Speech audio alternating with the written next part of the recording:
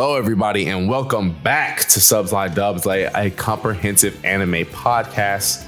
It's your boy Jay, aka Versace Vegeta. So glad to be back with y'all. I'm joined with my brother D. How you doing?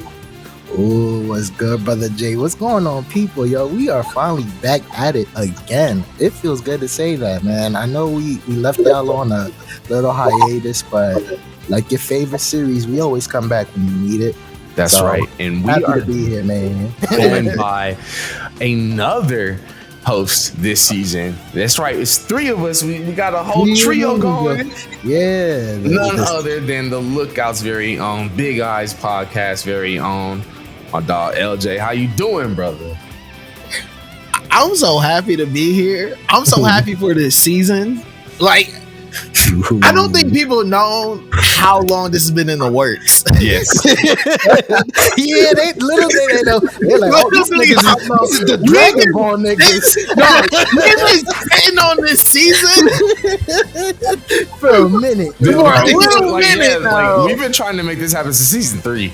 Like, little did y'all know, man. Spoiler alert. We have been sitting on this season for a little minute, and now that we're here, I'm like, oh, I can't wait. Like, oh, this is great. I'm so happy to be here. It's gonna be a real fun, man. This is gonna be really fun. Yeah, you know, and you know what's great is that obviously everything the Lookout puts out is fire. But doing the Lookout, like the Lookout and Subs Like Dubs, like we're it's like we're different sides of the same coin.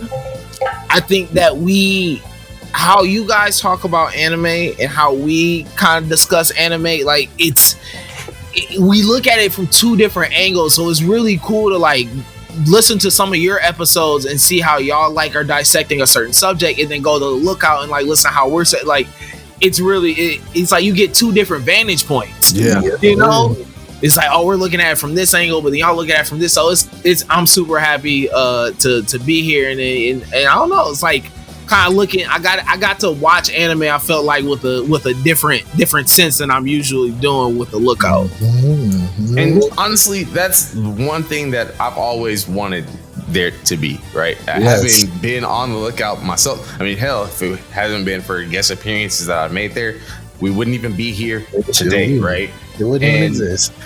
there's two completely different ways of looking at it, in the sense that when we're talking on the Lookout, like we're chilling. We are kind of just like, hey, yo, this is what we came across. These are the big points, right?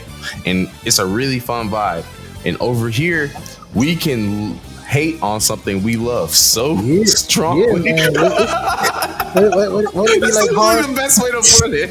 Super mega hardcore. Are you getting the old school? You getting that forum era style of like, we not afraid to like, we will dog your favorites, and we be dogging our own favorites, bro. Dude, we have pleasure in shitting on some of the most cult classics and the latest series to be out on the market. We got no problem with that. That's what we here for. You know man. But you get two flavors for your ears, man.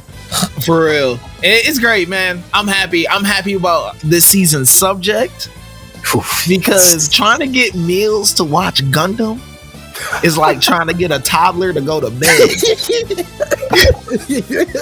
I can't blame Brother Meals, because it's tough. It gets overwhelming, man. Like, just one time alone probably scared the average anime fan, to be honest with you. And that's the thing. Yeah, nah, bro, come on. You need to, it's big ass robots. I mean, come on. And that's what you come for, right? Because like, that's what you see at first glance. It's robots, and listen, it's real you life come for the issues, big ass robots. You stay for the child soldiers and the war crimes. All right, that's you get enticed with the robot. You're like, damn, it's a cool robot. Then you see a child soldier, you're like, whoa, that breaks pretty much every UN law that there is. Yeah, we got 15-year-olds in the robots, man, and doing big damage. Shit. So it's just so much more to dig into with Gundam, because you'll have these amazing robots, these amazing action sequences, these really memorable characters, and it's all wrapped up in this philosophy, right? That each of these characters are built within and built upon, that it's these clashing ideals that very much like shonen anime, right? You get really great stories based off of, but it's the events where things are kind of like dying down, or like the hype isn't as exciting during those talking moments, those moments of exposition where you get so much out of Gundam, as opposed to like other series that we might normally talk about, right? Mm-hmm. And that's why this season, we're going into Gundam. We're mainly discussing the Gundam pilots themselves, right? Because the pilots of each of these series that we're going to be discussing, all for better or for worse, have very different angles in how they're all going at like their own ideologies. Some of them for the betterment of everyone, some of them for their own personal goals, right? Yeah. But some of them is destructive as shit. Yeah. It's characters that affect the entireties of the worlds that they live in, being that of the Earth and the colonies. Earth, colonies, space, moon, it all works. Yeah, the representations that you'll see in any Gundam series, right? So this season, you can definitely expect us to dive super deep into various Gundam pilots. We will start the season, however, with celebrating the 30th anniversary of Mobile Suit Gundam Wing, a series that I would say the majority of us in the West kind of got started with. It was the first Gundam series to air in the United States, but also it was just a formula that was really easy to get people into, right? You have the 5 heroes, where in the 90s that was a very big trope to sort of follow, where you got like a group of different heroes as opposed to just one. You have their different ideologies in the way that they all go about this. They're sort of the same goals, right? But with Gundam Wing, having the 5 pilots of Heero Yui, Duo Maxwell, Quatre Barber Winner, Trowa Barton, and Wufei Chang, we've got an all-star cast with the G team. So expect us to go into all 5 of these pilots this week to celebrate our love for Gundam Wing and the characters within the story itself. But before we get started, I know it's been 6 months, which I've been up to. Shit.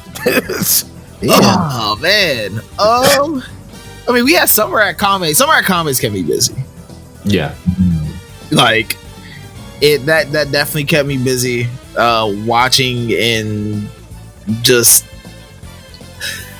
watching some things that typically wouldn't watch, but I'm really happy that I did, because now it has me watching a whole bunch of other shit that I'm like, damn, I probably wouldn't have watched this any other time. Mm-hmm. Like, I wouldn't have watched Fearin' if. Oh yeah, I've heard that. If we didn't do that, and then I watched it and I was like, oh shit! I was like, this is what I've been missing out on. I was like, bro, what? And then like started watching Apothecary Diaries. Yeah, just a bunch of other stuff that I just haven't touched. I've been so shonen out, you know. So yeah, it's nice to get some of these other adventure stories. I try to watch. All right. Tried watching The Rising of the Shield Hero. Yo, why you do that to yourself, bro? Yeah, man. I got through season 1 at wow, bro.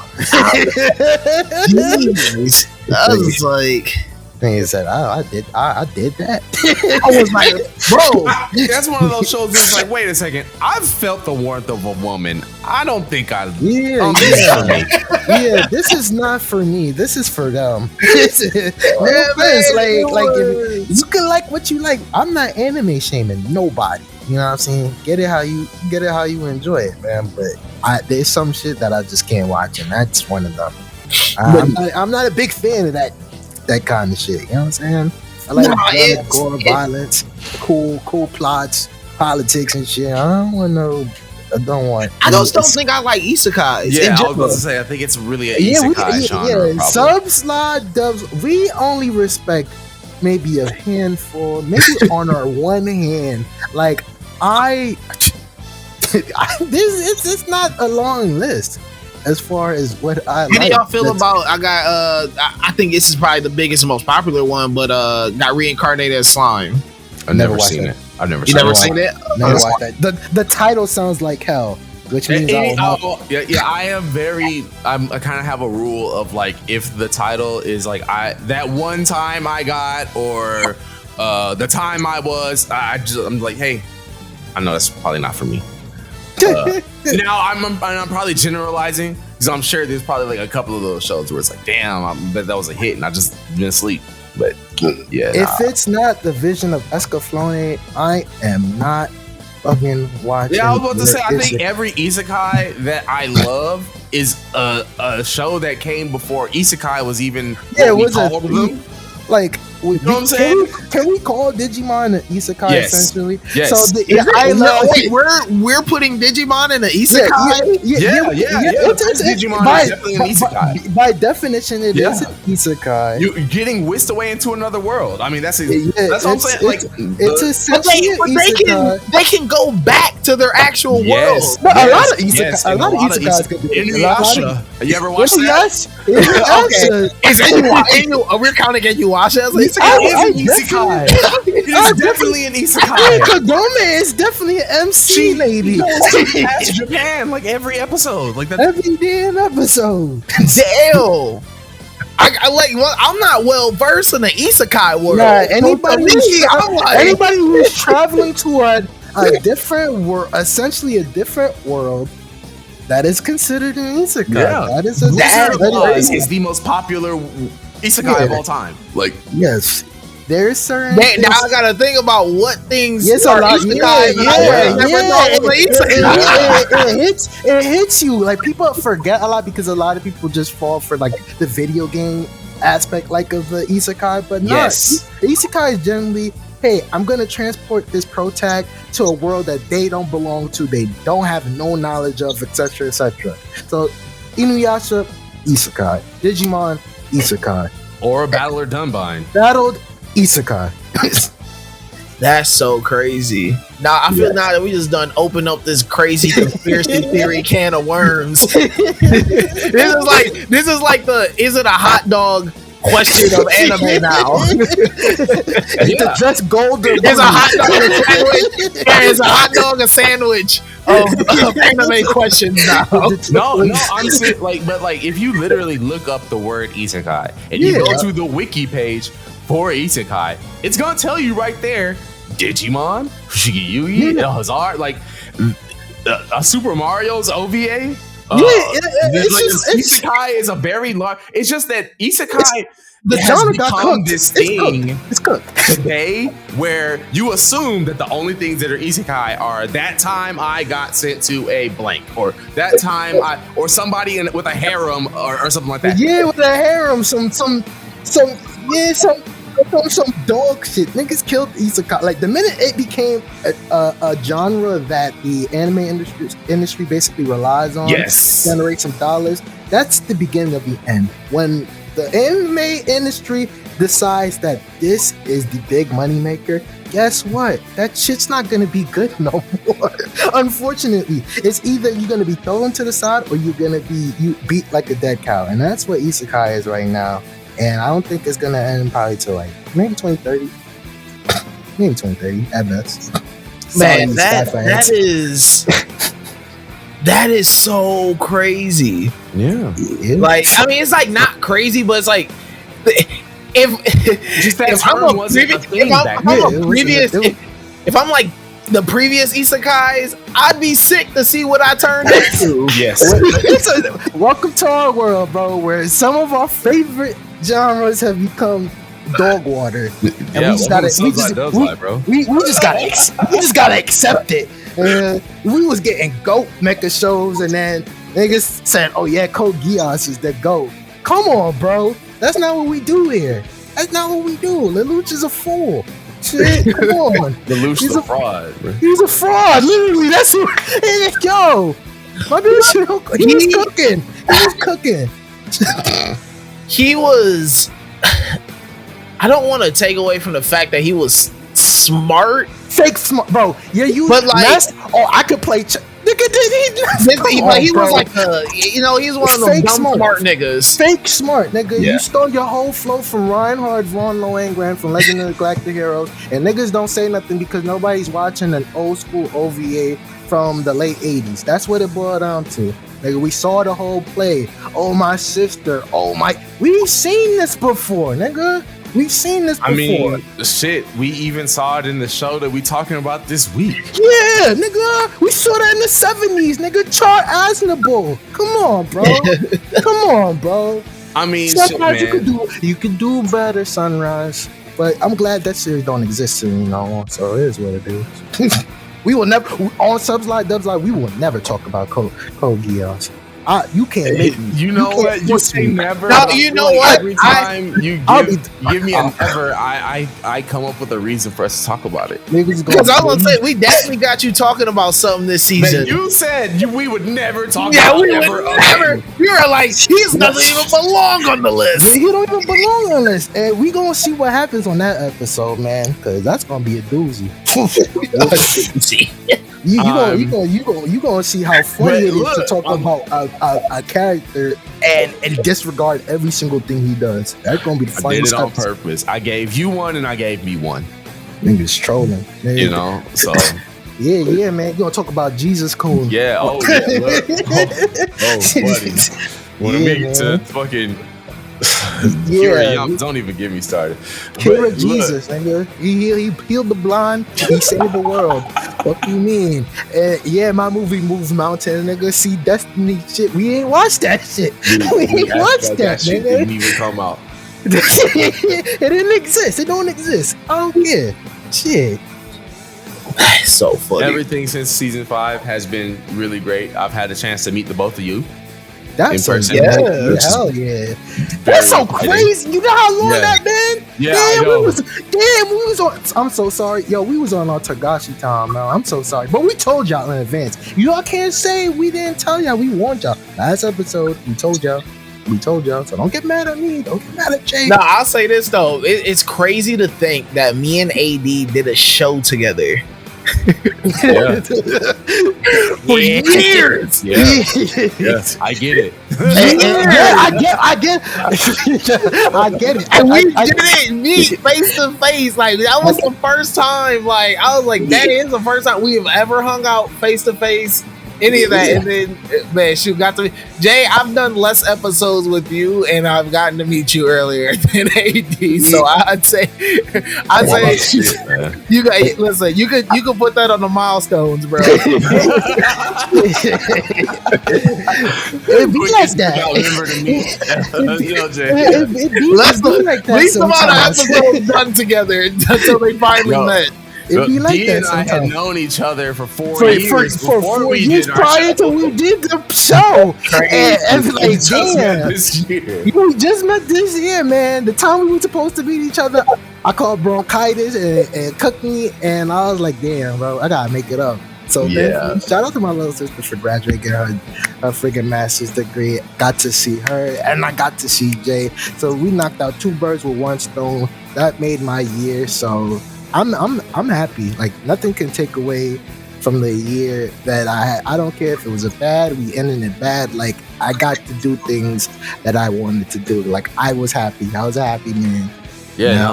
Let's keep that ball rolling continuously. And we need the whole lookout. You know, we need the lookout family cookout. Yeah, there's a day where we're gonna have a live podcast.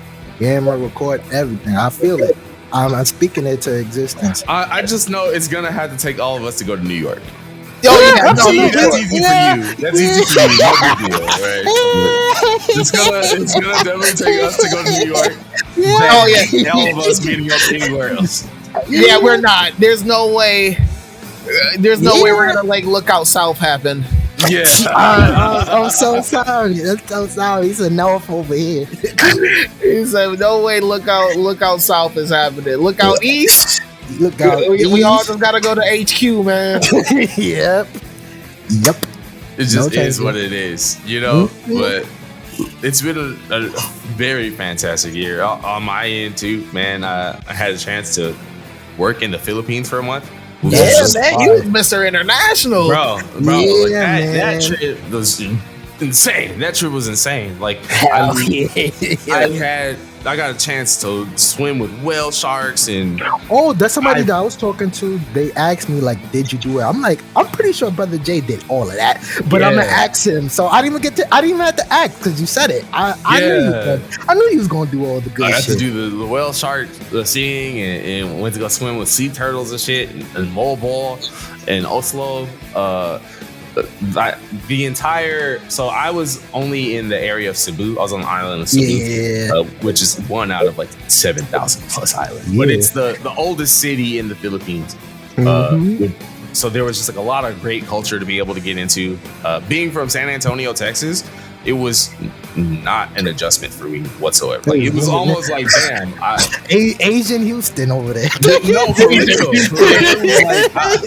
Y'all just niggas. Y'all Filipinos. Y'all always gonna be cool with me. Y'all niggas, man. I never seen a group of niggas love Hennessy so much other than Filipinos. So shout out to y'all. Listen, if it's a stereotype, I'm so sorry, but every Filipino I know love them some Hennessy. I can get down.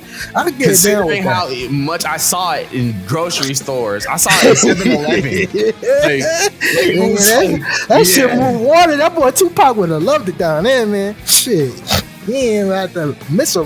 by Hennessy. They got it down there. And I'm not even one of those that's like, oh, like welcome to the cookout or whatever. Like, no. But it's just like one of those things where the shit I experienced while I was out there, I was like, there's a whole lot more that's similar about us than different. Yeah. It's a whole lot more that's similar. They just be doing a lot of wild shit. That's those just, is whoa. niggas. Yeah. Those is niggas. Yeah. This is just niggas in Asian niggas in Asia. Shout out to y'all. It was wild, but seeing like stuff like a family of 4 getting a ride on the back of a motorcycle was like, yo, what? That's some shit we did in Jamaica, man. What is it? That's some real third world shit. But we love that over there. That's fun. That's how we get it. How we live, man. Shit. Being able to like go up into the mountains like 15 minutes away from like my hotel. That's fire. That was some wild shit that I was like, yo, I didn't even know like we was that close to all that shit. Like, yo, I would see it out in the distance, and then it was like one road we just took up into the mountains, and like 15, 20 minutes later, we was up there. I was like, oh, this is some cold shit. I loved it. I loved it. So fire, man. Man, it really like it changed my entire like world view of how I view like solidarity with people across the world. I definitely consider myself more of a person that's from Earth than like anything else. Yeah. I don't got no. Well, I got loyalty to New York, but I'm more much of an Earthan. You know what I mean? Yeah. I'm even I haven't been out the country yet, but that's next year's plans for sure. Man, I gotta get out the country. I gotta expand the world view. You gotta go to a Japan. place that's like, yeah, man. Go to a place that's just gonna be like something where you have like a natural interest in. You know what I'm saying?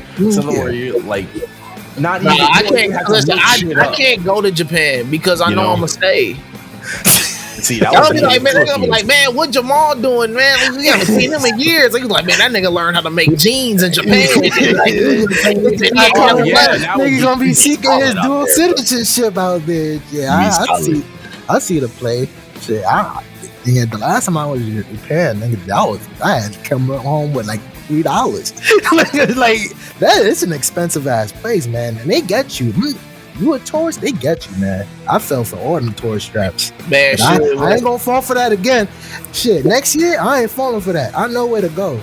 Listen, with current views on Americans right now, I'm like, shit, is even traveling out the country right now a safe thing to do? Nah, they take it. It really depends on where you're going. Where you going, but like, where you going.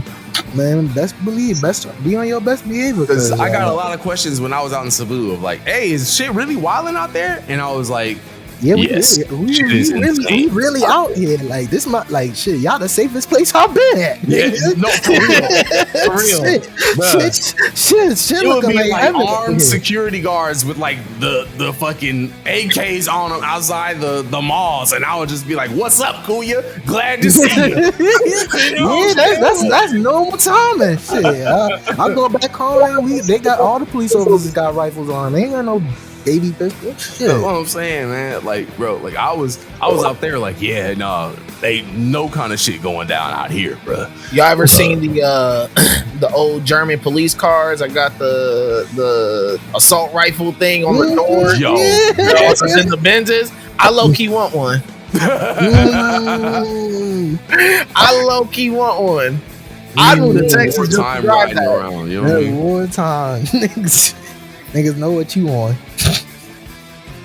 Man, it's just been so much, and I feel like this is the perfect year to talk Gundam because with how this franchise looks at the world and is able to tell allegories of different world events through these different pieces of fiction, it's really interesting to watch a series that applies so much to today that may have come out 30 plus years ago, right? Yeah. And so with all that said, man, look, let's get into it. This week, we will be discussing Gundam Wing's main 5 pilots, the G Team. Tune in after the break as we get into it. In the distant future, mankind has reached the stars, but the galaxy is troubled. What do you think you're doing? Don't fire! The Earthsphere Alliance rules the outlying colonies with an iron fist. I'm sure God would understand the steps we're taking. Isn't it about time you people realized the ones posing the most threat are none other than yourselves? We've had enough! Those who oppose them We won't be needing you any further. What? die.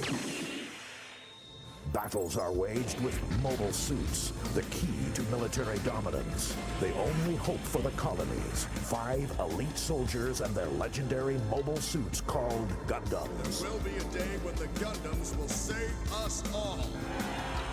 What this is war.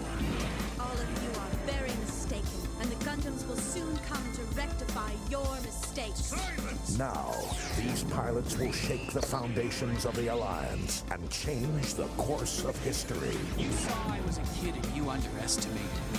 Shouldn't be fighting at all. If they can stay alive. Those Gundam pilots are desperate. They'll battle even if it means forfeiting their lives. Mission accepted.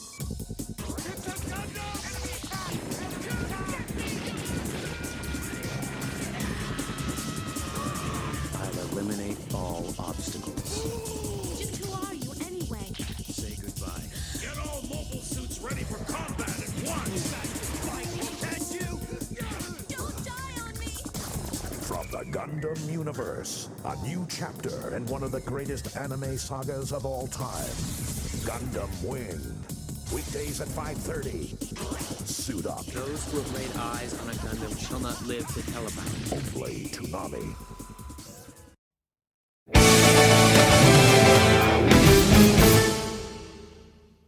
So I know all of us, we're in a very similar age group.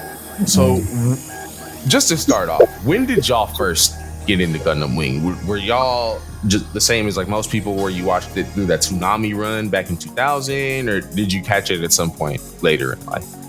I was aware of Gundam Wing because my pops already was in the Gundam wave. He was on that tape trading shit back then.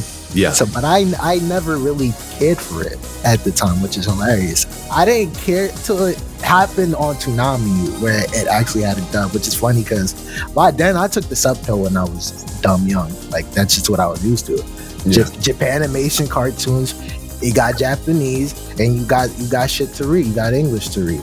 But like that being a part of my first mecha dub, it was a different experience. It was different. Like I ain't never at the time. I never like I didn't watch the Big O, unfortunately. I just like literally around 2020 during the pandemic. That's when I watched Big O. Like so. Oh wow. The Wing being my first dub mecha, like yeah, it held a lot to me, man. I was young and dumb, and you know, back then all the cast was perfect, and the main person that was focused on, like he was the epitome of what most people loved about the MCs at that time. It's funny because the character's from the 90s, like at that time, the 90s to early 2000s, it's not much of a difference. Like people had the same love for that kind of prototypical main character. Very true. How about you, LJ? I'm trying to think. When was my first run with Gundam Wing? It had to be mid 2000s. I was older. And I think I'm trying to think. This definitely wasn't my first Gundam series. My first Gundam series was, I think, Double O. Okay. I think Double O, because that's the first one they actually did that was in HD. Yeah. That was literally their first That's the first one that matters. That was that's the first one that matters. We don't talk about the abomination that we got. Yeah, it had to be like early 2000s because I also do remember the early Toonami run. Yeah. But I was so young that I was like, obviously I knew kind of what I was watching, but I was just like, I ain't really. Yeah. And then they had the 2012 run when it came back around then, but I had already watched it then, but that was the first time I watched it on Toonami where it's like, okay, like this is showing. Okay, that makes sense.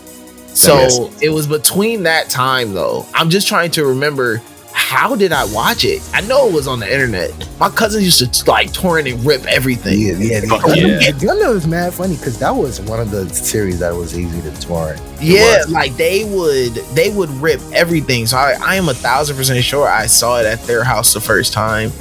But like Gundam in general was, I mean, I watched the OG because my cousins had that on tape. Yeah. So I watched the OG off that. So like Gundam has been around, and even if you didn't watch the shows, I feel like Gundam, just Gunpla. Yes. That was so popular.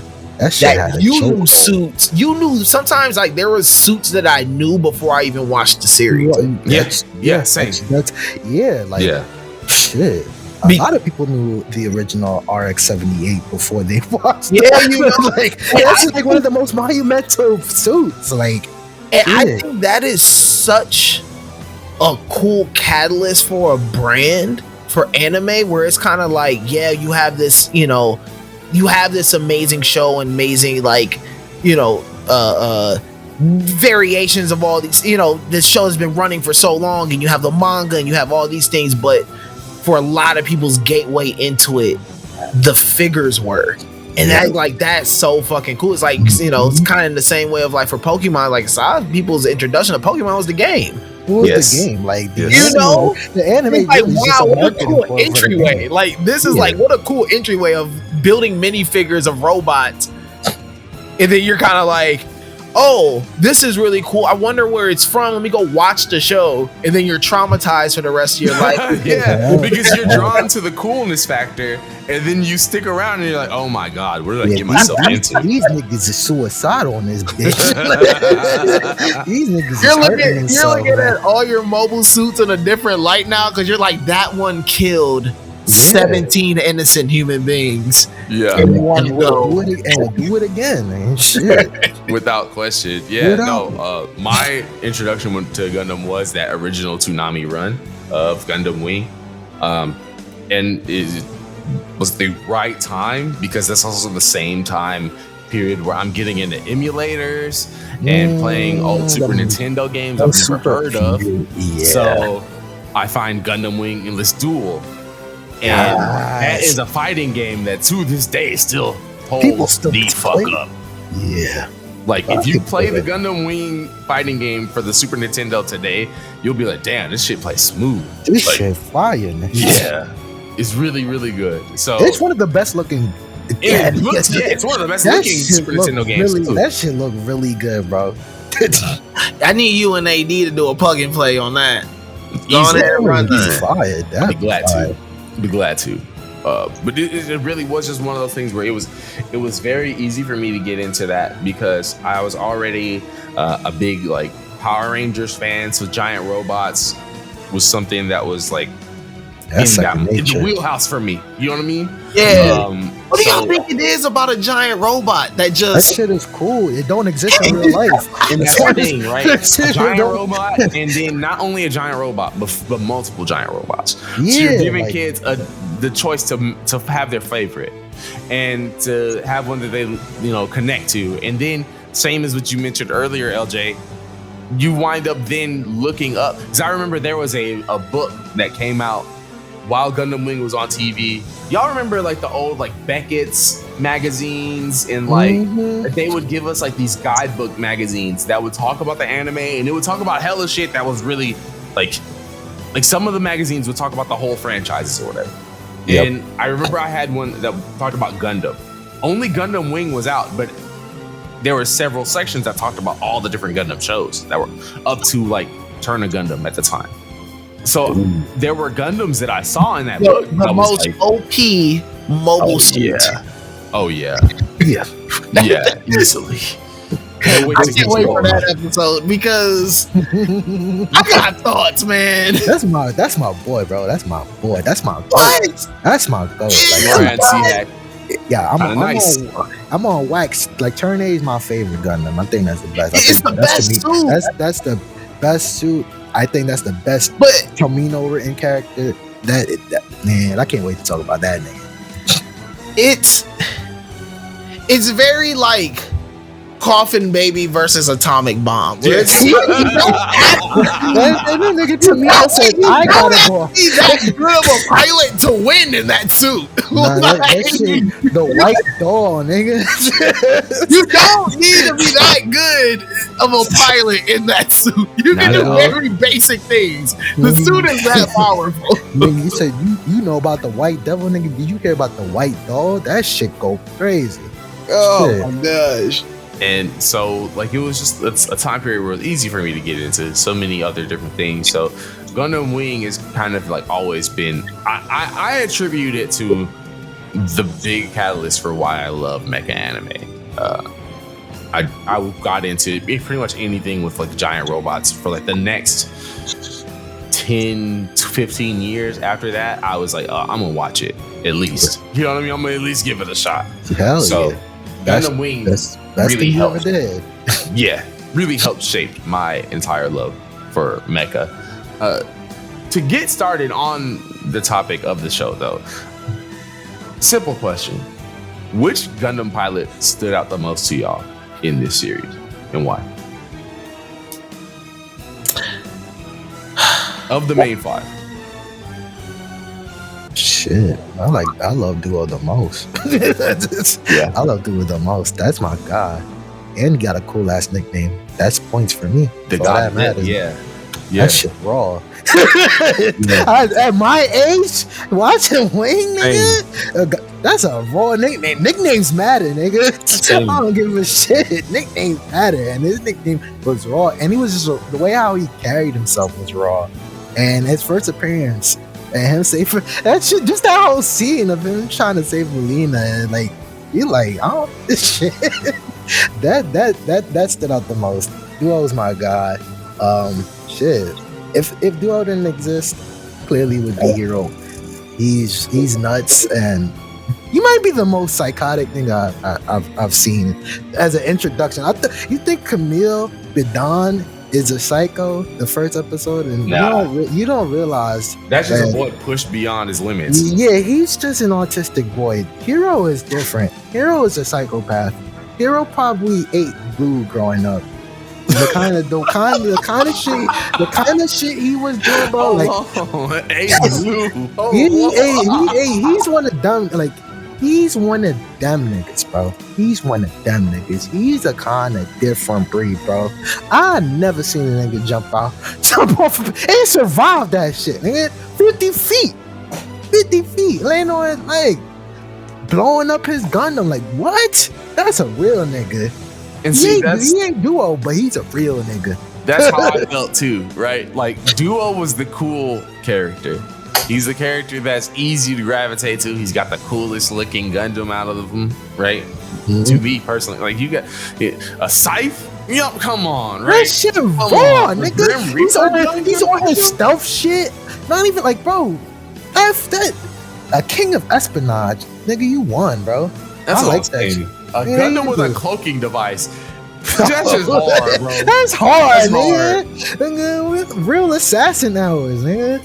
And like, that's what I always dug about Heero is that about Duo. My apology is that because Duo is on paper, like when you see his Gundam, right? Like that fits like Hero's style of just like, oh, like I'm just gonna go and kill you.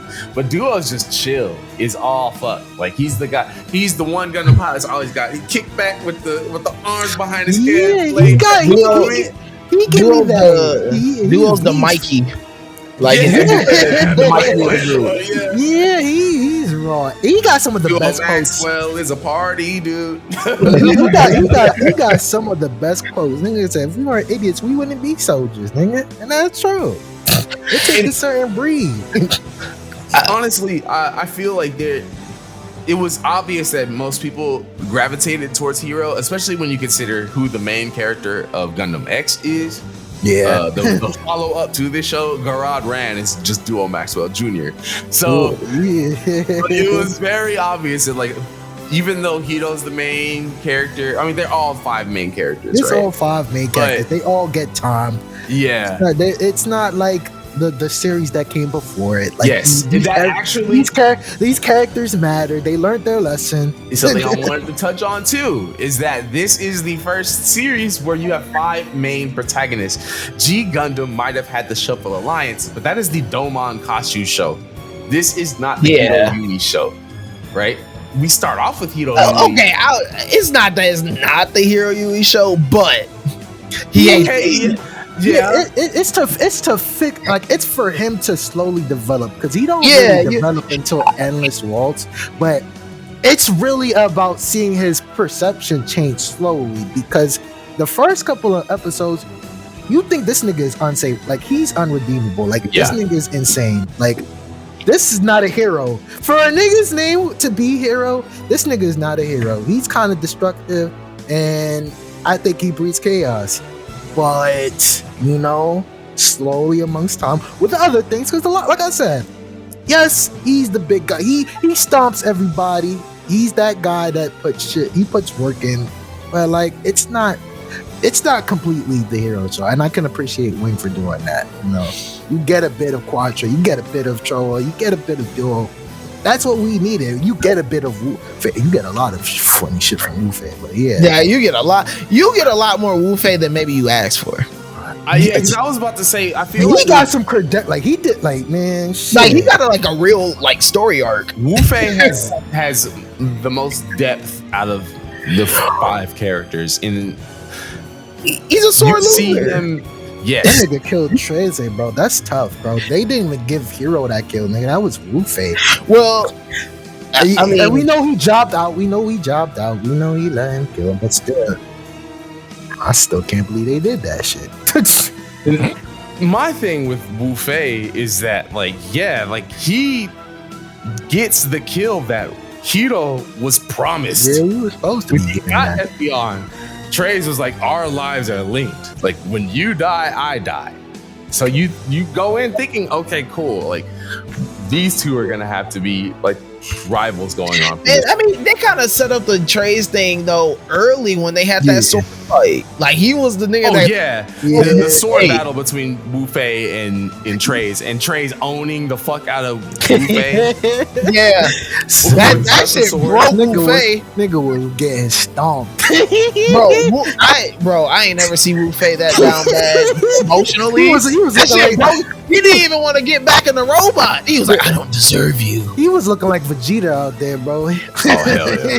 Wow, that's He crazy. was looking like Vegeta. I love it, man. I love when idiot characters get embarrassed. It makes for the best content. Looking back on it, I do feel like Trowa's somewhat the weakest character out of the 5. And it really is just based on the fact that the character is made with no identity. Yeah, his whole thing being, like, it's like once he tries to be Heero. Yeah, no, seriously. Like, it's just a very complicated like he tries way to to go about it, but he do it. And he has some cool moments, right? Like when he snuck into Oz to become the pilot for the Mercurius and everything. Like that was really dope plot line, right? Yeah. I did enjoy seeing that, but then it's cut off as soon as he loses his memory, and then we're back to zero with Trowa again until he gets heavy They arms should have again. just went all in with the Trowa and Quatre gay storyline. I'm saying, like, that boy is direct. He's in the closet, and I don't know why. Like, Gundam, I've seen like it took y'all until like Witch of the Mercury for y'all to like officially, and even then y'all didn't officially because y'all afraid y'all like I don't know, y'all stuck in y'all old ways, even though like Fujoshi's love. Get like I don't get the culture in Japan, but like then like I said, Quatre was 100% gay, and bro, I can say Char was confused. Char was bisexual. Any woman to watch the first Gundam and up to Char's counterattack, see what they got to say about Amuro and Char. Like literally, Quatre is just gay Amuro. Yeah. Like, to me, when I'm watching Gundam Wing, I'm like, okay, you're the only one that's a like standard Gundam pilot. You're the only one that like you would have fit in the UC century. You know what I'm saying? You so into he's like cultured and shit. Yeah. Like, oh, I didn't know we do that over here, gangster. Like, we got some real sickos. What do you mean that you so compassionate and sensitive and all of this shit? I'm like, he reminds me of Camille a lot, honestly. Yeah, true. Especially when he go rogue and all that shit. For a minute. Like, when he pilots Wing Zero, yeah, they almost blew his damn brains out. I don't know why he did. He thought he was Timothy, but he was doing work. He was doing work. You know what I'm saying? Shout out to Heero. You can't stop out Heero, but the Zero system was about the that brain was brain spaghetti noodles. That shit reminded Quatre, I am a child soldier. Because he was the only one that was like always like, no guys, we can find a way around this. Even when he was about to blow up Sandrock just kind of like, nah, little buddy, get on out of there. You're not Heero. You don't have to stand through it. You know what I mean? Like, come on, bro. It was admirable though. How did he have a compassionate mobile suit? That's what I'm saying. Like I said, they put a lot of sweetness in his suit, bro. I feel like Gundam Wing like has these little moments where it's like, is the Gundam alive? And they're just like nah, it's not, but it is. It is. You know, it's really interesting the way Gundam Wing handles the pilot's connections with the Gundams.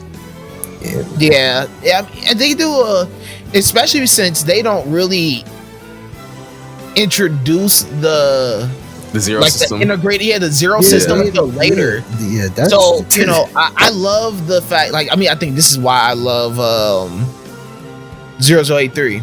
Yeah, because it's like they're really piloting for most of this. Yes. Like there's no integrated systems. Like they are in there, they are piloting the suit. but the fact that they're still able, like you said, to give kind of the suit this feeling of consciousness, that's even why, listen, once again, my man got smoked and started tripping out talking about he didn't deserve the moment. You stupid ass He nigga. got sick one time and was ready to give up of being a whole pilot. You was Trying to tripping. tell me a nigga can piece me up without a mobile suit? Yeah, nah, I don't even know if I He should be was piloting one on of these.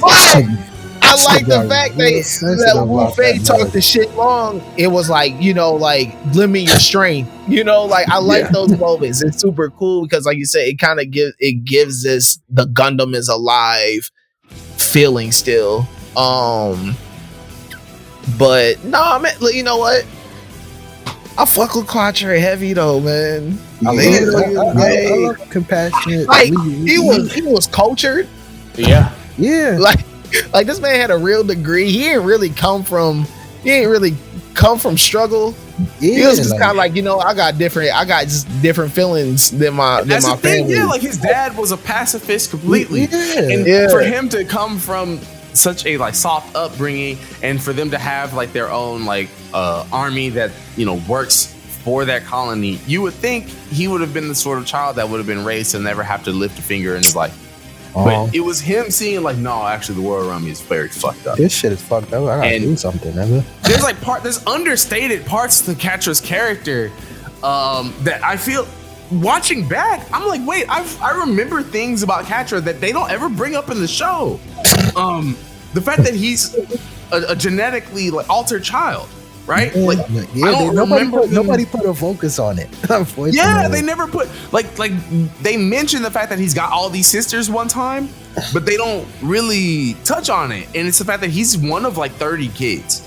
And if I remember correctly, Quatre was the only natural born one. Mm-hmm. Yeah. So it's like there's like really interesting parts to his character that are just they were cut off the writing room floor, I guess. I don't know. But I really fucked with this connection with the Maganat Corps. Yes. Really, I love that we have a Muslim character, like openly, like just like no, like he represents the Middle East, right? The Middle East, and they represent the Middle East without any sort of like weird like tropes or like any sort of like stereotype. Yeah. Right. They're just introduced as a band of brothers, basically. Mm-hmm. You know what I mean? Like their group reminds me of like the 8th MS team. Yes, actual real team, man. Damn. Yeah. Shit. Not Jackson 5, not Destiny Child over there, like the other one. And that's why I feel like before the introduction of the Zero system, Quatre was the closest out of all the 5 that would be considered like a new type in the original. Yeah, absolutely. Series, right? Absolutely. It's the way he's able to think through battle and like does not lose his cool until literally an AI punches his brain to make him lose it. Nobody handling that besides Heero, nigga. Yeah. You're not main character enough. You're the main character, but you're not truly MC man. You know what I'm saying? There's levels to this shit. But I feel like that adds to the whole team dynamic, right? Yeah. Because you got Heero and Duo. That's Heero being the perfect child soldier, Duo being the most human of the characters. Yeah, he's right? the most relatable nigga on the show. Quatre being the most compassionate, Wufei being the most justice driven. Yeah, he's a warrior through and through. Trowa's just there. Just there. Trowa's just there, man. Trowa's just there. Yeah, Trowa's just the pretty boy nigga that's just silent. Man, listen. He had all the tools to be cool. He just didn't use them right. Yeah, he's in that Kurama trope from like Yu Yu Hakusho show. Like he's just raw, but like he ain't like that. Like he's raw, but he's not that super raw. Like he got moments, but he's just quiet. Nah. He did a look like he's just eye candy for a few kids. I fuck with. He may not have many highs, I feel, but his moments are always cool. Like him saving Heero and then like helping Heero like heal up. Yeah. In that moment when like him being there when Heero and What's Fake Char's name again? Sex. They have the rematch. Sex. Marquise, my favorite character in the whole show. I ain't gonna hold you. My favorite character in the whole show. The lightning count. The lightning count, man. Milliardo Peacecraft himself. Nah, but like him, like that moment with like him, and then when Hero's going to have his rematch with Zex. Hey, you know what? That's gamemanship, baby. You know, I didn't like the way this battle ended. Let me fix up your suit for you. That shit is crazy. That's gamemanship. He pulled the Char's guy, like, gave him a suit. They fixed up his suit, man. We can run the fair one. For whatever reason, most characters are not doing that. But this is why I fuck with Heero so much, and I think this is why he's the best pilot. I feel like, he ain't even used the suit during that fight. He said, "Trowa, I'm gonna use your suit. Heavy arms. He used heavy. I'm gonna use heavy arms." And there's multiple times in this series where it's like he's like, "Fuck it, I'm gonna use this suit." Okay, fuck it, I'm gonna go use. Like you can put him in any suit, and he's elite. One time when he goes into Leo, I'm from these mobile dolls, and the Leo's got like one arm. I'm like, bro, and he's just on the battlefield, just blasting. I was like, nah, Hero's really that fucking guy. Really they made him busted. Like, really, that all five of these Gundam pilots are like superhuman. Yeah, that's another thing. Like they'll show you these feats, and you think, "Oh, I'm just watching anime, so obviously a nigga can do that."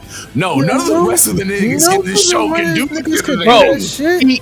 He fixed his own broken thigh bone. Yeah, but like this, which he got shot twice. In the, like, bro, which Gundam broke his hand to get out of a fucking contraption where he was like, you know what I'm saying, like basically laid out on the table. Then he attempted to kill himself multiple times, bro. Right after that, this nigga's suicidal, bro. Like, it's different. He rolled torpedoes under the water. That nigga is different, bro. That nigga is different, bro. That nigga is different, bro. It's something wrong. That's why I said it's something really wrong. They're all off. Like I said, bro, that nigga. But Heero is all the way. He grow up eating glue, bro. With multiple teachers in this. When they was teaching him how to be a soldier, it took an army of teachers to teach him. This nigga is different. This is not no regular soldier, bro. It's not. It take a level of craziness to be where Heero Yui is. And then but then randomly, out of nowhere, he'll just drop a emotionally intelligent gem on you. Like, who are you, nigga? That's the thing. The next trying to kill himself. The whole show is like, you know, you should lead life. You should lead your life based on your emotions. Based on your emotions. Like, he said, "That's how I live." I'm like, nigga, what? Is that how you do it, bro? Great message, wrong messenger. You're like, he's different, bro. He's different. He's a special breed. When he takes the moniker of Duo Maxwell, when he goes this nigga goes in school and hits niggas with a thesis, bro. He goes on the space colony, goes back, and he hits them with an entire speech, which is supposed to be his introduction speech to the class. And he's over there just like basically saying like, what good was us even having humanity go to the colonies? That was all bullshit. All humanity wants to do is go to war. As a matter of fact, really, that's just what this whole shit is about. It's war. And that shit sucks. I'm like, bro, I didn't know you could do that, bro. Yeah. I didn't know. The teacher's like, whoa, Duo Maxwell, calm down. Bro. You're stressing the students with your greeting speech. Bro, you know that's great. That speech is probably the greatest speech in Gundam, which is hilarious. It really is one of my favorite speeches in all of Gundam. Man, like, listen, 5% are Heero, bro. He definitely is. That is why I'm Heero. Like, you know what? Nah, fuck it. Like, I want y'all to hear it. I'm gonna put it right here. Earth, the planet in the solar system that miraculously gave birth to life. In the year after Colony 195, with the development of the colonies, people now live in new surroundings, thanks to plentiful natural resources and cultivated technological abilities.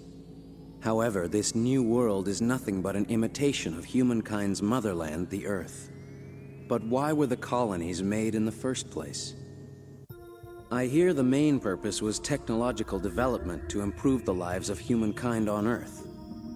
Did humankind start asking for too much from this imitation world? The self-sustained way of life is more stable than life on Earth, especially since it lacks the risk of natural disasters. It appears that this unlimited growth was guaranteeing the eternal existence of humankind. Perhaps there was an age where people dreamed of the possibilities in the outer space, where they could start from scratch. However, it's unthinkable that the colonies, or that humankind, will ever forget the Earth. What did technological development in the colonies bring to the Earth? The kind of technology the Earth wants most: military power. Destruction is a human nature that can never be gotten rid of, and now the colonies are developing a militaristic disposition. The colonies cannot forget the Earth. The Earth has great beauty. The animals known as humans have acquired such strength that they even think about controlling this planet for themselves. From the point of view of a planet's life, the life of a living thing lasts no more than an instant. But in the end, it is only themselves that humans can think of. Nothing changes. The time spent by humans in outer space has been a complete waste. The ideal is just a dream. This false pacifism, this false living space, outer space is nothing but a breeding ground for even more battles in the future. Wars throughout history have claimed many lives. Although humankind has never been able to forget the sorrow that has been caused by the wars, they have not stopped fighting. The blood and tears they shed in battle are merely ceremonial. One can't speak of history without referring to the wars in each era as important events. I'm sure the pale pep talks of fighting for peace have been repeated numerous times in the past. The colonies say they need armaments to maintain peace. It's no different from on Earth. The colonies think they've joined the big boys. I guess they believed that the bloodshed would lead to higher morale. Okay, that's enough, Duo Maxwell. Let's avoid that subject. It's making your classmates uncomfortable. Personally, I don't feel it was an appropriate subject for your greeting speech. Now, Duo, please take a seat in the back. Do you see what the fuck I'm talking about? Did you not feel like getting up out your seat and saying, you know what? Yeah, humanity is fucked up. Yeah, fuck the power, nigga. Real that man. Listen, I didn't know real revolutionary shit, right? Really is a real revolutionary. Heero Fred Hampton Huey, bro. It just seems out of character. That's enough, Duo Maxwell's. Avoid that subject. Hey, listen, silence the boy. rest in power, our queen Asada Shakur, because you know. He read back. That's what. Listen, he is a. Heero read every book. That's you know what I'm saying. That's Heero P. Newton, bro. Yes, sir. Talk about it. Talk about it, man. That's Heero P. Newton. Real revolutionary over here, man. It's different serious. Over here. It's different out here, bro. It's real different. You don't, and that's the thing, is like this for someone who's trying to kill themselves. The whole show, every single episode, it feels like you just don't expect this sort of spitting to come from him. But nah, that shit. I feel like saw the world in ways better than even Trace and Relina did with their very. Like, just like, hey, I have this one viewpoint. Like, look, war is humanity that fights for war. As long as they put their hearts in it, it's all good. Or complete pacifism. Like, they're complete black and white characters, whereas Hero's like, nah, there's way more to it than that. Yeah, even thinking about his backstory, like, he's legit seeing every single side of like this war. Yeah, I mean, like, he has seen every single side, every single part of it. So for him, like, if there's anyone who has some insight on how this war and how this shit and all these dynamics has been, it's him. Absolutely. Yeah. He was raised by an assassin. Like, that's this motherfucker. His dad is the person who killed the original Heero Yui. He's been on every side of this, used by every side of this, and is able to come up with his own ideology beyond just being a child soldier. That's just like, if you were to ask somebody on paper, what's Heero Yui? I was about to say Heero P. Newton. what's Heero Yui's character? They're gonna just tell you, someone photoshopped that for me, bro. I need Heero's face on Yui P. Newton, bro. Sitting in the chair? Yeah, we need that. Someone we need that. do that for me. Listen, what? I will pay for lunch. Heero Yui with a kufi on, man. We Man, need that. like, for real. He was really like, on that. It's absolutely wild that this one character is able to see everything for what it is. If you ask somebody, hey, well, if you remember Heero Yui from Gundam Wing, what do you remember about him? They're just gonna remember, I'll kill you. I'll kill you. Yeah. What kind of introduction is that? Him trying to kill himself over and over, you know? Insane, nigga. That was the craziest shot that went in, because she was obsessed with that nigga. Bro, after that moment. My God. Talk about shooting your shot without even, like, that's that nonchalant, that's that real, like, type shit. It was the wiping of the tear, bro. That's what really did it. Yeah, he wiped away that tear, and she was stuck. She's like, no, please come kill me. Please. Please. I got something for you to kill. It only take them it take them a novel for them to finally get together, but like, shit, it was in the works, man. That probably might be the slowest build of a relationship in Gundam ever, but for sure, it worked. It definitely worked. She was so crazy. Remember, she finds the letter from the diplomat, the wife of the diplomat that he killed, and so she gets on the plane in the middle of his battle against Zex when he's in heavy arms, and she flies in between the middle of them. Fucking insane. Like, I got this letter. You need to read it so you can live a better life. Hey, shout out to Zex. He was like, I'm gonna show this nigga how to fight dirty. Oh my God, what is he doing? He was like, sucker punch. Using his own sister as the decoy.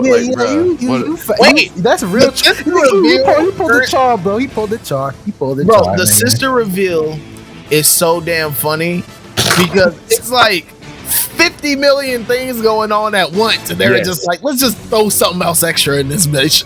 And see, like, that was the crazy part, is that the episode before, Noin's all in love with Zex, and she's like, Zex Marquise, or should I say Peacecraft? And you're like, okay, cool, that's his last name. And then the next episode, Relina's like, oh, hey, that you know, she finds out from Vice Minister Dorland, actually, you're Relina Peacecraft, and you're the heir to. It's like, okay. Wait. They drop it so mad casually. Yeah. The response to it all is just hilarious. Great timing. I don't know if that was intentional, but man, just imagine, bro. She never was on that beach. Her life is different. Literally, yeah. She had left with her dad to go plan her birthday like he wanted to. Her whole life is different. Completely. Bro, she got kidnapped. Her dad died. Like, she got trolled constantly by an evil version of her. Yo, crazy eyebrows. Her eyebrows is cooked. Man, what the hell was up with her damn eyebrows, bro? You could just, I guess that was the big focus on, like, you know somebody real twisted when their eyebrows look crazy like that. And they got it down pat. She was talking like a Twitter troll. Like, she was a right wing ripper. She definitely would have been in them chat rooms, bro. 100%. 100%. She was different. She was like, Relina, why do you even care about pacifism? I love war. She's like, I love problems, nigga. I love conflict. Yo, real. That girl, she watches baddies every night. Absolutely. She's with. And then got something racist to say about the cast. Right? Yes. Yeah, nah. She was tripping. She was tripping. I don't think Loki did they write any good women characters in this? Noin, maybe Sally Poe. Sally I Poe. actually Yeah, thought Sally about Poe. this.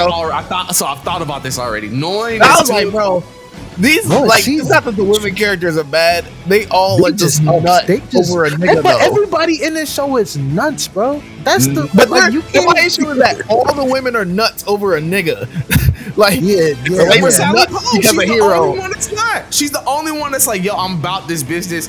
Yeah, Wufei, you need to get your life together. Lady U's nuts. Lady U's nuts. Lady U was nuts. Yeah, she's fucking. Lady U. No funny. I'm not even trying to be funny, but it's gonna be mad problematic. So cut this if you need to. Lady Un.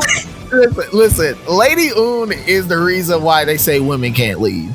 Because the way she was crashing out and just making dumb, rash decisions based on emotion. Off of emotions, it bro. was all the. She's every reason why men say women can't lead because, like, she doesn't do them any justice in that argument. She'll have her political allies do some shit for her and be like, yeah, nice job, nigga. Throw him out of a plane and he's already thrown out of a plane. He's already gonna die. And she shoots him in the fucking head on the way down. That's a cruel bitch, man. Yo, she's just launched from Dragon Ball, bro, but a little bit more of an extreme. And being how you dickmatized by somebody like this nigga, he ain't even want nothing to do with you. Like she's on trip. Dickmatized to the point though, she don't even know that she's her other self. That was the part that blew my mind. She was like, what do you mean I'm Lady Un of Oz? Huh? So you take off your glasses and do your hair straight and all of a sudden you a whole different person? A whole different person. Shout out to her, bro. Split personality? Split personality. Oh, man, yeah, I don't know. But Lady Un, yeah, she didn't listen. She was, her just being like, you know what? Fire the missiles. I was like, she needed to see the lady, bro. There was something off with her head, bro. She said fire the missiles. I was like, chill. What does that word mean, bro? She was even Trez was like, hey, like, shorty, you play. And lo and behold, she stopped because that nigga said, yeah, all because he said, baby, chill, baby, baby, you embarrassing me out there, baby. You can't be acting like this. You doing too much, baby. Doing too much, and she calm snapped down. Out of it. And she's like, oh shit, I need to calm down. I need to calm down. Like, damn, okay. If you say so. Craze Kushinaga, probably one of my favorite Gundam villains ever. Just because of the fact that we have so many space Nazis in this fucking series. To have one nigga be like, actually, you know what? I do believe we should all be equal enemies. Fuck it, nigga. I mean, shit. You the coolest one out the group to me. That nigga love war, bro. Like, he says for the love of the game. He literally read Sun Tzu's The Art of War and was like, I've got life all figured out, nigga. I gotta figure it out, bro. This nigga, yeah. You don't give him self-help books. You don't give this nigga 48 laws of power because you see how he move? Kind of dangerous, bro. Craze Kushinaga was somebody I really liked in this series because you see him get ousted out of power just for him to say, yeah, that's nice. That shit doesn't matter to me at all. Just to take it right back. Yeah, that shit was easy. Man, listen, he had Zex doing shit. Yo, Zex was bending it over for this nigga, bro. And he had Zex doing shit and would just hang up the phone and not even say bye. Nigga FaceTimed you and you automatically bent over and did what he wanted. I don't get it. I don't get it. I really don't, bro. How he was moving, man, it was like you said, Jay. It was like he was moving on some Like, Lelouch, like he looks in the mirror and he confidence. sees Trey's Kushranada. You know what I'm Like he saying? didn't lose. He never lost any confidence. Like he was just like, nah, like this shit's about to be going This exactly nigga how I need it to never go. worried. He never worried, you know. He Yeah, never ever. worried about anything. That's Ever. what made him such a cool villain. Where you're like, bro, Nigga said, I gotta keep the aura, bro. You can't worry. Wow, for real. Dude stood on that down the Leo with his cape flapping in the wind. He on the weakest mobile suit of all and looked like a fucking boss player on the That's bitch. what I'm saying. Like, listen, man. The kid say the aura was different. Yeah, he was aura forming all series long, bro, and it worked. But also too, but his plans were actually good. Yes. Yeah. He had good plans, Yeah, which is man, bro. What, man? Making the odds flip, making them seem like they're the peacemakers, Bro. Come on, like he was like 18 steps ahead of these Nigga niggas. was playing them like a fiddle, bro. That's what I'm saying. Real trades would be dangerous, nigga.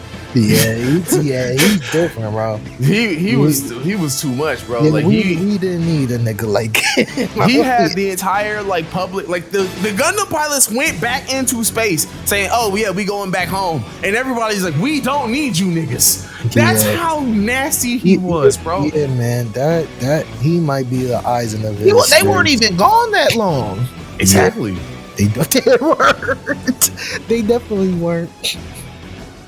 That's it's just really like, as much as we talk about the main 5 Gundam pilots, this ensemble cast throughout this entire show really deserves, like, everybody sort of deserves their own look into, really. Yeah, they definitely did. No, it really does. I mean, they have given us on both sides a lot of great pilots and just great characters. That is why Gundam Wing had to be the first one we got in the West. Yeah, most def. We had to be introduced to one that was gonna, because like there's so many that they would have lost us early on, right? Yeah, it's more flavors in, like, it's a lot of flavors. You got a mixed bag and a good melting pot with these characters. And it's not as sci-fi as some of the other ones get. Yeah. Like the mystical magical of it is very tame. They explain it all away with it's the zero system. It's AI. Niggas simplified it real well. For Like it's really not. I mean, even with the the storyline, like there's not too many twists and turns that are hard to follow. Not at all. It's straightforward. And But they were able to tell a really good story with it. I think, like you said, that's why it works so well in the West. Like, it's, although the story isn't crazy as some other Gundam series can get, it still tells a very good story. You still really do get the gist and get the overall feel of, like, this is kind of what Gundam feels like. Yeah, this is the perfect representation of what a Gundam show is, what it should be. Whether you like love it, whether it's your top 5, that's a whole different discussion. But this gets the message very well, and I would consider it a great introduction to the series as a whole, and if a first time Mecha fan, if you watch this, I would suggest it as your first Mecha show. Yeah, very, very easy to get somebody into Gundam with Gundam Wing. I feel like the most understated part is really the narrator does a lot of great building up, setting up, like, hey, this is the history of what happened. This is why this is important right now. And the narrator comes in so many times in Gundam Wing, which you don't have really a lot of Gundam shows where the narrator is that. Every episode, he like, hey, before, but like, it almost makes it like hell. The Japanese title of New Mobile Report, it's almost accurate because like it's shown to you and delivered almost like you're watching a documentary, right? But like instead of it being people talking, you're just seeing the actual events play out, right? But it's told like a war story. It's told like, oh shit, okay, cool. Like you could throw me into the middle of this shit that's happened after Colony 195, and have a really good idea of what their entire history for the past 20 years was like, just based on the narrator telling me and paying attention to how the characters move. Yes. And I'm gonna even take this a step further. I'm only saying this because I want to make, I just want to put a smile on D's face. G Gundam is not a good introduction to the Gundam series. Really thinking about it, it's not. That shit is garbage. And I'm happy that didn't come first because niggas wouldn't be caring about. No, they wouldn't. It's too. Niggas would have said that shit is goofy, bro. Do you know this man? Yeah, niggas would just memed about it, bro. Niggas would have treated like how people treat 4Kids One Piece. And it's wild because Gundam Wing doesn't even work the way it does without G Gundam having set the precedent of there being like, oh, like what if we tried 5 pilots, right? So it's like there's parts. This is actually something I really like about this part of history for Gundam, right? The chain of G Gundam to Wing to X to Turn A. There's like almost like a little bit of each show that they take into the next one. And absolutely. You can see how they make it better. They make it a mission to make it better. Like they and of course, Turn A is the last one of it all because once again, that suit evolved into something. Yeah. So Mino said, "I'm gonna make a big bang, motherfucker. Like I'm going out with a bang, bro. This is going to be the most busted suit ever." But to this day, it cannot be beat. I don't care what anybody says. And Jay makes a great point. Jay makes a great point, though. It really is like you can just see them. It's like they're kind of refining their skills. They're adding a little something in there, and then it's like the next series is like, okay, we know that this works. Like, how can we refine it a little bit more? Because this is the first time Gundam ever tried anything different, really, in this era, right? They trying to stick. They swung and they missed the first time. They smelled the burn. But there was parts that hit. There's parts that stuck. That was like, okay, but we take those little bits and we apply that to this next show. Make the next show taste a little bit more like original Gundam. But we got the 5 people. We got their different personalities. Let's take that sort of trope that's heavy in anime right now, and they applied it to Gundam, and it worked. It really did. Yeah. And by the end of it all, with Turn a Gundam like that, and that's why I honestly wanted in this season we had to talk about 94, 95, 96, 97. Because without that piece, you don't get the rest of how Gundam is today. That's a pivotal era of Gundam. Yeah. It all goes full circle, and then with head to the touch of the 3D era, and it's like you go back to the old school, which is kind of crazy. Yeah, right. The fact that they went back to the UC like and that. that shit worked. Yeah, that shit worked. Yeah.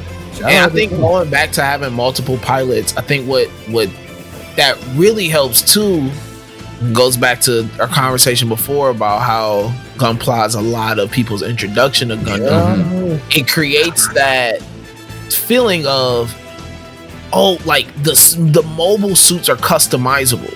So now you gotta get into this thing of like, dang, like what will my mobile suit can do? Because now all these mobile suits are absolutely different, got different skills, got different weapons, got different this, got different that. Like they're not, so now you kind of get into this imaginative world of like, if I'm building my own Gundam, like what would that look like? Or can I take this from that? Like you just get different flavors and different things that you kind of start getting drawn into. So now you don't have just the main, mobile suit that you like. Now you got options. You got flavors, bro.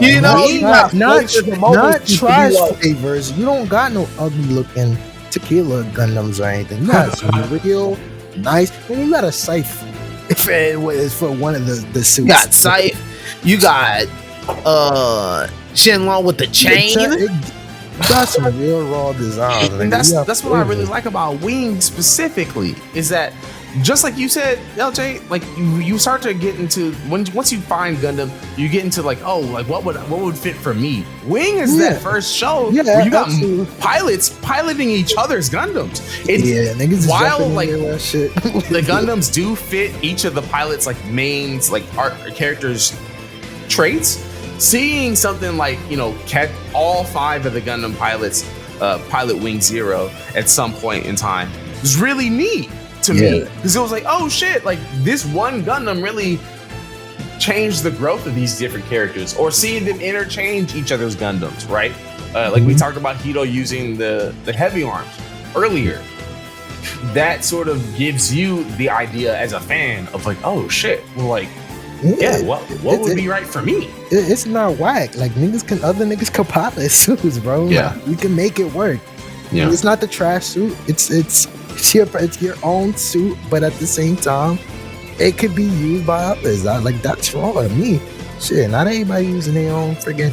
There's only like a handful of people in the UC that actually went inside the RX-78, do raw shit with it. But like, shit, you got niggas just hopping into each other's suits casually. Like, it's nothing. My nigga said, I'm gonna battle Zex in your suit because I know he thinking that he gonna give me a handicap. He said, no, he's playing suit. So give me your whack ass suit because I know my shit's better than yours. I know my shit better, but I can do some work with it. I'm not. Man, once they enter the Zero system. That shit was that shit was busted. Everything changed from that point. Like it sort of felt like, okay, now we got a system that can just turn niggas into new types. This is wild. Like, and we're talking about like not even like the safe kind of new types. We're talking about like Zeta Gundam level. It's like, no, this shit will fuck your brain up, bro. Yeah, like, that shit is basically you will turn into 4 and all that niggas. Like you don't. It's bro. Listen, brain cells getting fried in that bitch. Yeah. Real cycle frame energies, man. Shit. So, Zero system way too dangerous. Way too dangerous. To wrap everything up, this has been a very great talk going into Gundam Wing, and y'all can definitely expect there to be more of this throughout the season. But for specifically Gundam Wing, if you had to pick one Gundam pilot that you would say like represents what Gundam Wing means to you, or even if it is the whole team, like what would you say that Gundam pilot was? That's Heero Yui. That's Heero Yui. That's Heero Yui. Yeah, it's Heero. It's because once again, the other 4 pilots are really good pilots. Yeah. Really good pilots. I think though, it was always just meant for Heero to be the one. Yeah. But his name is Heero. Come on. You know, like, but it's not even just him as a pilot. Like I said, you see him in all his battles were Zex. Like, he used multiple suits, different suits. He was the only one that really was able to master the Zero system. Like, he was able to have these feats. But also, too, I think that it was just his conviction to the mission that made him such a great pilot. Yeah, he really sticks to the plan, and that's really essentially what most Gundam pro tags do. Like, they have a straight mission, and they're very thorough with it, and that's essentially what Heero does. Like, he's consistent, he doesn't change, and actually, it's a strong motive. Like, he can back up his motive. It can carry the series, essentially, what he's doing. I agree. I personally, I see it as the entire Gundam team, and it really just is due to the fact that each pilot is a different response toward themselves, right? Yeah. Ito being the perfect soldier, Duo being a survivor, Trowa being someone who's lost their identity, Quatre having that empathy of understanding people through war, and Wufei having that judgment of being on that isolated side of war, right? Even though these 5 don't work as a team until the very end. Oh yeah, and I think I thought was great. Yo, it was a great build up, and I think too though, it worked so well because although they don't work together as a team until the end, they all were kind of building relationships. Yeah, they were building relationships. Like, it was close. Like, man, like Duo was in the same whip with Heero and all of that shit. Like, Quatre spent time with them. Trowa did. Yeah, it felt inevitable. Like, it didn't feel out of left field. It wasn't. Yeah. It wasn't like, yo, let's get the squad together. Like, it felt like it was brewing. And hell, even Wufei with his entire like, no, I have to fight alone, up until the Zero system shows him, nope, I need to be with the Gundam team. Maybe you gotta be with the team. And accepting that, like, really? every one of them plays that major part to me. Heero, yes, I will say, has the bigger brunt of it all, but they all play such a great part. They all are essentially what represents a new type, essentially. Yeah. They're just broken down into different sides, which is cool. Instead of having one pro tag, the essential new type that has everything, you get splits, and that makes for better content. Like, the more the merrier. It's easy, it's fun. Instead of having this array of emotions for one character, you got one side that shows that emotion very, very well, and that's Wing's bread and butter. That really helped the series as a whole. I think Gundam Wing is one of those that will always stand the test of time, right? As its own series. I feel like all you really need is just Gundam Wing and Endless Waltz. You could read Glory to the Losers. You could read Frozen Teardrop. Though if you love Gundam Wing, maybe don't. But there's just like so much that that everybody's able to grab onto from even the different ways of loving anime, right? Like if there's something for girls in this series, there's something for shonen lovers, there's something for old school mecha fans, there's something for folks that want political intrigue, right? And Wing is expansive. Yeah, hell yeah. It's expansive as hell. Like, you can just get lost in the Wingverse. Mm-hmm. Yeah. For a minute. Yeah. I think Dee said it, but this just really the Gundam is the best entryway. It's just the best entryway to get into Gundam. Like, I can't think. Like, it's popular, so a lot of people have seen it. So it's not like you're gonna be talking about some obscure one that only like 5 people have seen, and only 3. You know, like it's not a hassle. It's visually appealing to the eyes. The soundtrack is amazing. It's easy to get into. Like you're gonna have more time being able to convince somebody to watch. It has that 90s charm that everybody loves. Everybody loves that 90s hand-drawn, the best of the best hand-drawn animation, and then the soundtrack slaps. The soundtrack is godly. The OP not once. That soundtrack is godly from start to end, man. So all the inserts on the background music. That's all perfect. Yeah. That ending is hilarious. It's a great song, but the ending is hilarious. Like, what is Relina doing in this video? Yeah. Relina out on safari. It's just love. Just like, okay, I was like, okay. Shout out to you, Relina. I love the fact that we ask ourselves, what is Relina doing until the very end of the series? From the end of the episode. Relina, I'm telling you, she's different. She belongs in a magical girl anime. She's just in the wrong show. Yeah, she's special.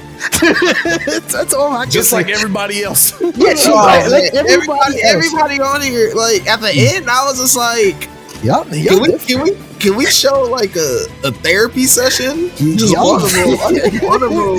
All of y'all needs to see the lady. Bro, y'all had some traumatic pain. Yeah. I don't think none of you are normal. Y'all are just one is just more normal than the other. Yes, we're folk. But yeah, my favorite insane cast for sure. That's always going to stick to me. Like, it's memorable. Like, there's not one forgettable character in Wing. The fact that you could joke about the characters all day long. There's even side characters that I could be like, oh my god, like fucking, shout out Dr. J, man. Oh yeah, the professors. The professors. Goddamn General Septums. Mm-hmm. He was just annoying as shit. Seeing him get killed, like I was like, yo, I enjoy this. Yeah, absolutely. Oh man, shout out so much, man. Shout out to Dorothy. I think the last thing about Heero is, it's not really about him, but I think as we go through this season, we're gonna see that all the main character and all the main protagonists, pilots, they all got a little like some of the same traits. Mm-hmm. You know, at least the good ones. The good ones always have these this like X Factor skill that other pilots just do not have, and you see it come out and everything. Because you can tell that like what's my man's names? Mizuki, Iron Blood. Mikazuki August. Yeah, Mikazuki. Yeah, who we'll be talking about next week. Mikazuki has a lot of like. There's some hero. He's a lot of hero in him, bro. He's he's different. Another different nigga. So, like, Heero is such a good base, and you can kind of just see how they're all connected, like just trait wise and just demeanor wise. They're just like, man, all the good Gundam pilots got that. Like I said, they got that X factor, man. There's just that screw that's loose in there where you're just like, these need to go a little bit deeper. Oh, for sure. So the sicker you are is the more nicer you are in the suit. That's just how it goes. For each of y'all, what would y'all say your favorite mobile suit is from Gundam Wing? Shit. That's tough. I mean, it's a standoff between probably the Death Sight or the Wing Gundam. Like, those are the two. That Sight is raw, but we ain't seen shit like that before. Like, it's hard, bro. It's like a Sight is raw. I'm sorry. That's a raw ass weapon. Yeah. That shit was tough, and it's like that one scene where he straight had both sights around, dude, and it was like hugging him, hugging him, like damn, shit. The Death Sight hell, like, shit. That's tough. That's tough because even when they get the upgraded suits, like, it still boils down to the Death Sight and the Wing. I'm gonna say the Shenlong. Ooh. I think they got. Listen, you got. The Dragon Claw. Yeah. You got your Vulcan gun. Or Dragon Fang. You got Dragon Fang, you got the Vulcan gun, you got the flamethrower. He has a shield. It still kind of looks like the RX-78, so it keeps that. Yeah, you know, like you gotta. It keeps that traditional color on it. Yeah. It's hard. Yeah, I fuck with that. He got a different beam weapon. Yeah. The like the staff. The shits on the end. Yeah, like the combined side staff. Yeah, that shit was cold. Personally, I gotta go with the Toggies, man. It's just got such a cold ass design. I am very biased when it comes to mechas. Any mech that's got like the sort of like backpack wing design, like not so much actual wings, but you know what I'm saying? Like the thrusters on the back. Thrusters on the back. Yeah, like that's shit. There's a certain suit like that. Yeah. There's a certain Look, real bust. The damn Sinanju, all of them that have those thrusters on the back. That's my shit. Niggas do work. That's my shit. Niggas do work in them suits. So yeah, I see it. Absolutely love those, man. But Zach was about to kill himself in that goddamn Taugeese, bro. Oh hell yeah, boy! That shit. Oh, funniest scene. Oh no, when his homie stole it in Yo, everybody in this show is sick. Yeah. Like I said, there's no. You know what? There's probably like my favorite side character because he was always trying to keep it real. Like nah. We just need a dope ass pilot. That's all, man.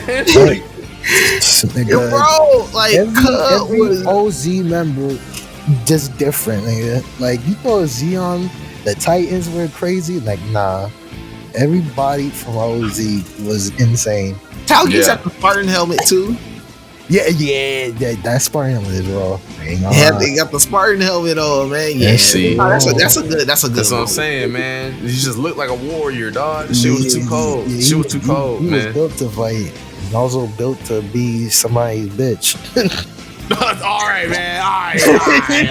I'm sorry, man. Zex, you was like, yo, you that weird. You the weirdest star clone I've seen, and I can respect it. It's different, but you still a bitch. 100%. You still a bitch. You was bending backwards over for that Treze nigga, bro, and he was just sending you FaceTime calls, and you was just down for the calls. And that's how y'all know this is about to be a very, very fun season. LJ, once again, thank you for joining us. Well, thank you for joining us for the entire season just as much, man. I'm so happy to be here, bro. Very glad to introduce you. Have fun. You gotta have chaotic fun, man.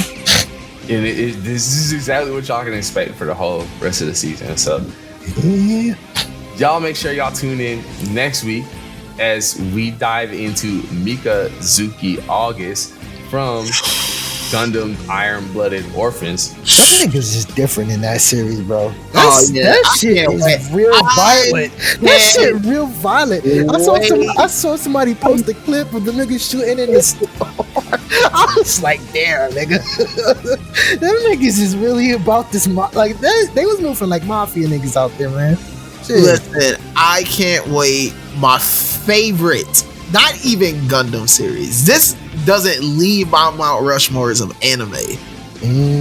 Iron-Blooded Orphans does not leave.